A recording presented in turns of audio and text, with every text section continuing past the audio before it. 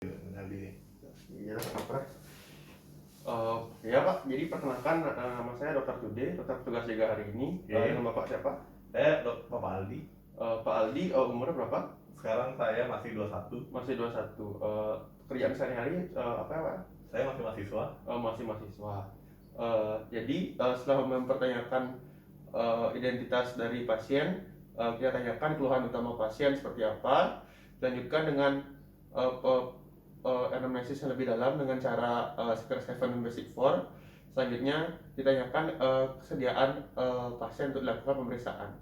Untuk nanti akan dilakukan beberapa pemeriksaan.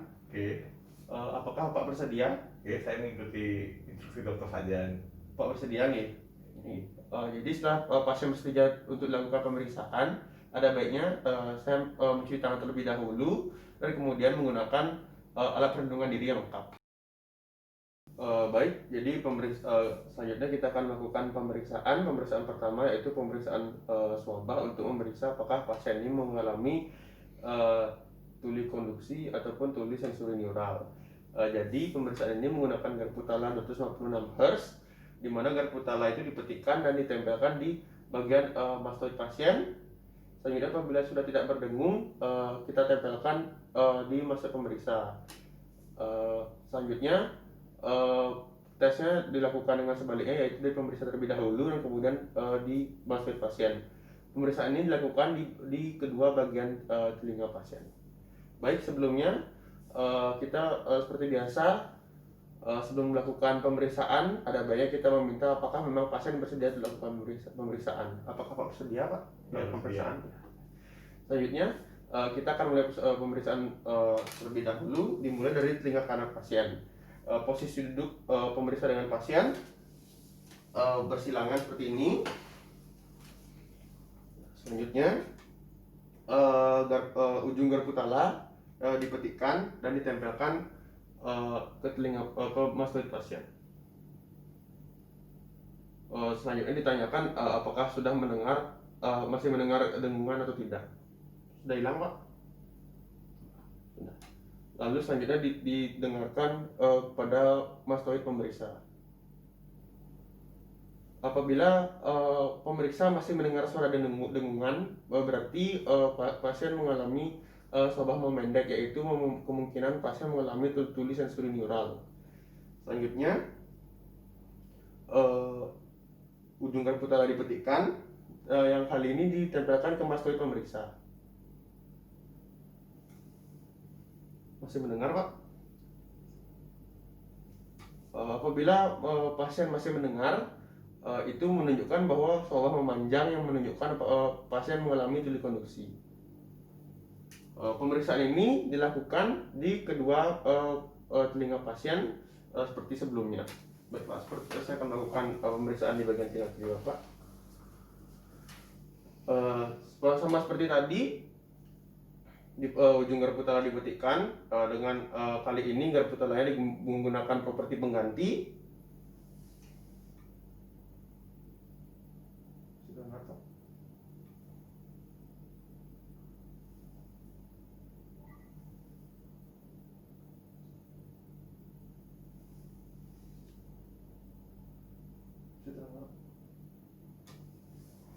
Jadi pada dasarnya apabila pemeriksa masih mendengar dengungan setelah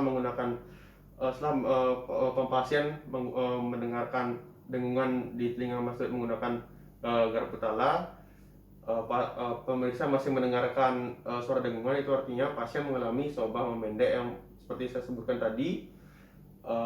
Pasien mengalami kemungkinan tuli sensori neural. Apabila dari pemeriksa ke pasien masih mendengarkan suara dengungan, berarti itu disebut dengan swabah memanjang, yang berarti pasien mengalami tuli konduksi. Dan apabila pasien dan pemeriksa sama-sama tidak mendengar, itu normal. Jadi sebelum pemeriksaan dimulai, dipastikan dulu bahwa pemeriksa memang dalam keadaan normal, sehingga menjadi acuan bagi pasien untuk mengetahui berdasarkan dari pemeriksaan tersebut. Selanjutnya kita akan melakukan pemeriksaan obstruksi hidung.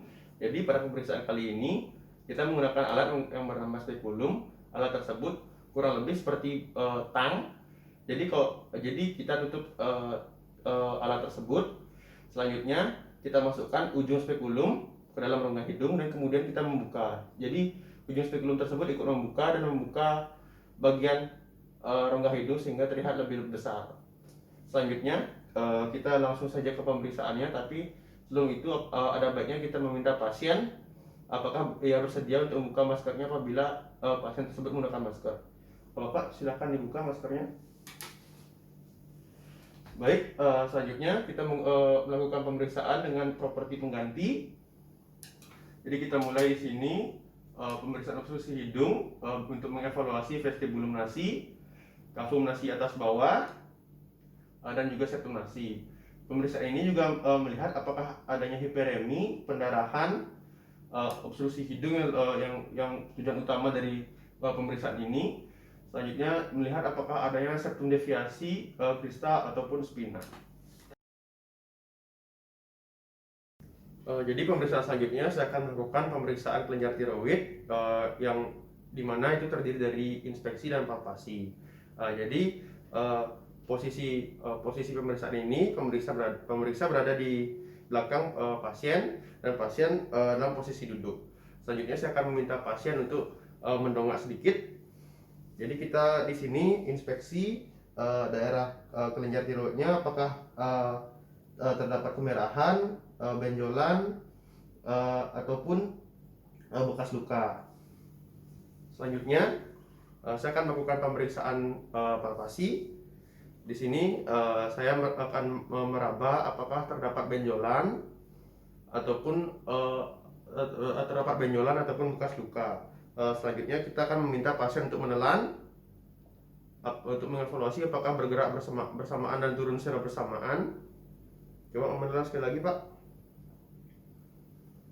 Baik, jadi pemeriksaan selesai.